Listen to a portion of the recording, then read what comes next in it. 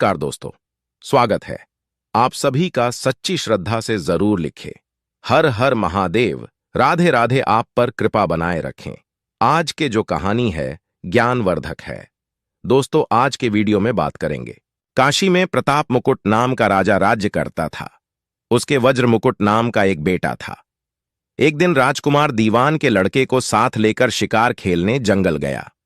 घूमते घूमते उन्हें तालाब मिला। उसके पानी में कमल खिले थे और हंस किलोल कर रहे थे। किनारों पर घने पेड़ थे जिन पर पक्षी चहचहा रहे थे। दोनों मित्र वहां रुक गए और तालाब के पानी में हाथ मुंह धोकर ऊपर महादेव के मंदिर पर गए। घोड़ों को उन्होंने मंदिर के बाहर बांध दिया। वो मंदिर में दर्शन करके बाहर आए तो देखते क्या हैं कि तालाब के किनारे राजकुमारी अपनी सहेलियों के साथ स्नान करने आई है। दीवान का लड़का तो वहीं एक पेड़ के नीचे बैठा रहा, पर राजकुमार से न रहा गया। वह आगे बढ़ गया। राजकुमारी ने उसकी ओर देखा तो वह उस पर मोहित हो गया। राजकुमारी भी उसकी तरफ देखती रही। फिर उसने किया क्या कि जूड़े में से कमल का फूल निकाला, कान से लगाया, दांत से कुतरा, पैर के नीचे दबाया और फिर छाती से लगा अपनी सखियों के साथ चली गई।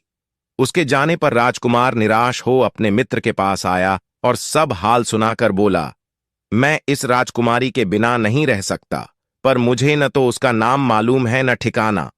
वह कैसे मिलेगी? दीवान के लड़के ने कहा, राजकुमार आप इतना घबराइए नहीं, वह सब कुछ बता गई है। राजकुमार ने पूछा, कैसे? वह बोला, उसने कमल का फूल सिर से उतारकर कानों से लगाया तो उसने बताया कि मैं कर्नाटक की रहने वाली हूं। दांत से कुतरा तो उसका मतलब था कि मैं दंतबाट राजा की बेटी हूं। पांव से दबाने का अर्थ था कि मेरा नाम पद्मावती है, और छाती से लगाकर उसने बताया कि तुम मेरे दिल में बस गए हो। इतना सुनना था कि राजकुमार खुशी से फूल उठा। बोला, अब मुझे कर्नाटक देश में ले चलो। दोनों मित्र वहां से चल दिए। घूमते फिरते सैर करते दोनों कई दिन बाद वहां पहुंचे। राजा के महल के पास गए तो एक बुढ़िया अपने द्वार पर बैठी चरखा कातती मिली। उसके पास जाकर दोनों घोड़ों से उतर पड़े और बोले, माई, हम सौदागर हैं, हमारा सामान पीछे आ रहा है, हमें रहने को थोड़ी जगह दे दो। उनकी शक्ल सूरत देखकर और बात सुनकर बुढ़िया के मन में ममता उमड़ आई। बोली, बेटा, तुम्हारा घर है, जब तक जी में आए रहो। दोनों वहीं ठहर गए। दीवान के बेटे ने उससे पूछा, माई, तुम क्या करती हो? तुम्हारे घर में कौन कौन है? तुम्हारी गुजर कैसे होती है? बुढ़िया ने जवाब दिया, बेटा, मेरा एक बेटा है जो राजा की चाकरी में है। मैं राजा की बेटी पहमावती की धाई थी। बूढ़ी हो जाने से अब घर में रहती हूं। राजा खाने पीने को दे देता है। दिन में एक बार राजकुमारी को देखने महल में जाती हूं। राजकुमार ने बुढ़िया को कुछ धन दिया और कहा, माई, कल तुम वहां जाओ तो राजकुमारी से कह देना कि जेठ सुदी पंचमी को तुम्हें तालाब पर जो राजकुमार मिला था वह आ गया है। अगले दिन जब बुढ़िया राजमहल गई तो उसने राजकुमार का संदेशा उसे दे दिया। सुनते ही राजकुमारी ने गुस्सा होकर हाथों में चंदन लगाकर उसके गाल पर तमाचा मारा और कहा, मेरे घर से निकल जा। बुढ़िया ने घर आकर सब हाल राजकुमार को कह सुनाया। राजकुमार हक्का बक्का रह गया। तब उसके मित्र ने कहा, राजकुमार आप घबराएं नहीं, उसकी बातों को समझें। उसने देसों उंगलियां सफेद चंदन में मारी, इससे उसका मतलब यह है कि अभी 10 रोज चांदनी के हैं। उनके बीतने पर मैं अंधेरी रात में मिलूंगी। 10 दिन के बाद बुढ़िया ने फिर राजकुमारी को खबर दी तो इस बार उसने केसर के रंग में 3 उंगलियां डुबोकर उसके मुंह पर मारी और कहा, भाग यहां से। बुढ़िया ने आकर सारी बात सुना दी। राजकुमार शोक से व्याकुल हो गया। दीवान के लड़के ने समझाया, इसमें हैरान होने की क्या बात है? उसने कहा है कि मुझे मासिक धर्म हो रहा है। 3 दिन और ठहरो। 3 दिन बीतने पर बुढ़िया फिर वहां पहुंची। इस बार राजकुमारी ने उसे फटकार कर पश्चिम की खिड़की से बाहर निकाल दिया। उसने आकर राजकुमार को बता दिया। सुनकर दीवान का लड़का बोला, मित्र, उसने आज रात को तुम्हें उस खिड़की की राह बुलाया है। मारे खुशी के राजकुमार उछल पड़ा। समय आने पर उसने बुढ़िया की पोशाक पहनी, इत्र लगाया, हथियार बांधे। दोपहर रात बीतने पर वह महल में जा पहुंचा और खिड़की में से होकर अंदर पहुंच गया। राजकुमारी वहां तैयार खड़ी थी। वह उसे भीतर ले गई। अंदर के हाल देखकर राजकुमार की आंखें खुल गईं। एक से एक बढ़कर चीजें थीं। रात भर राजकुमार राजकुमारी के साथ रहा। जैसे ही दिन निकलने को आया कि राजकुमारी ने राजकुमार को छिपा दिया और रात होने पर फिर बाहर निकाल लिया। इस तरह कई दिन बीत गए। अचानक एक दिन राजकुमार को अपने मित्र की याद आई। उसे चिंता हुई कि पता नहीं उसका क्या हुआ होगा। उदास देखकर राजकुमारी ने कारण पूछा तो उसने बता दिया। बोला, वह मेरा बड़ा प्यारा दोस्त है, बड़ा चतुर है। उसकी होशियारी ही से तो तुम मुझे मिल पाई हो।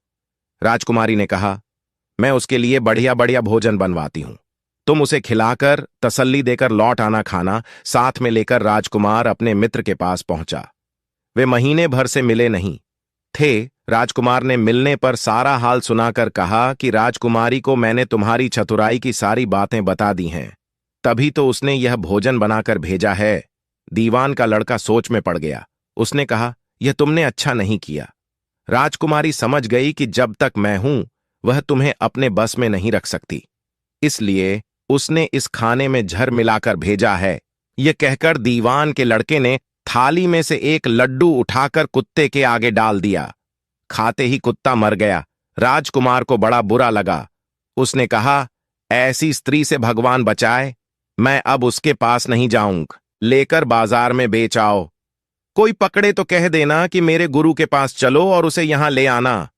राजकुमार गहने लेकर शहर गया और महल के पास एक सुनार को उन्हें दिखाया। देखते ही सुनार ने उन्हें पहचान लिया और कोतवाल के पास ले गया। कोतवाल ने पूछा तो उसने कह दिया कि ये मेरे गुरु ने मुझे दिए हैं। गुरु को भी पकड़वा लिया गया। सब राजा के सामने पहुंचे। राजा ने पूछा, योगी महाराज, ये गहने आपको कहां से मिले, योगी बने? दीवान के बेटे ने कहा, महाराज, मैं मसान में काली चौदस को डाकिनी मंत्र सिद्ध कर रहा था कि डाकिनी आई। मैंने उसके गहने उतार लिए और उसकी बाईं जांघ में त्रिशूल का निशान बना दिया। इतना सुनकर राजा महल में गया और उसने रानी से कहा कि पद्मावती की बाईं जांघ पर देखो कि त्रिशूल का निशान तो नहीं है। रानी देखा तो था। राजा को बड़ा दुख हुआ।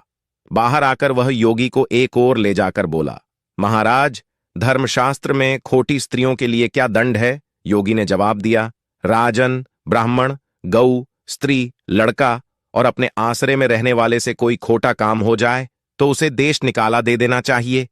यह सुनकर राजा ने पद्मावती को डोली में बिठाकर जंगल में छुड़वा दिया। राजकुमार और दीवान का बेटा तो ताक में बैठे ही थे। राजकुमारी को अकेली पाकर साथ ले अपने नगर में लौट आए और आनंद से रहने लगे। इस तरह वीडियो देखने के लिए हमारे चैनल को लाइक, शेयर, सब्सक्राइब करें।